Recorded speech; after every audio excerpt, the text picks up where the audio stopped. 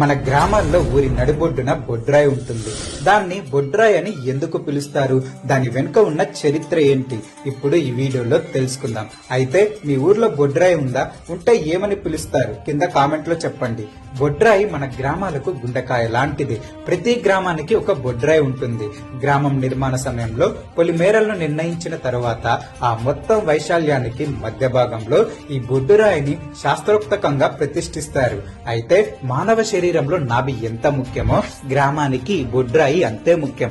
అందుకే దీనికి బొడ్డురాయి అని పేరు వచ్చింది. ఈ బొడ్రాయి 3 భాగాలుగా ఉంటుంది. కింది భాగాన్ని బ్రహ్మదేవుల్లా భావించి 4 వైపులా చెక్కుతారు. మధ్య భాగాన్ని విష్ణువుకు గుర్తుగా 8 వైపులా, పై భాగాన్ని శివుడికి గుర్తుగా లింగాకారంలో చెక్కుతారు. ఊరి మధ్యలో ఒక వేదిక లాంటిది కట్టి దానిపైన ఈ బొడ్రాయిని పెడతారు.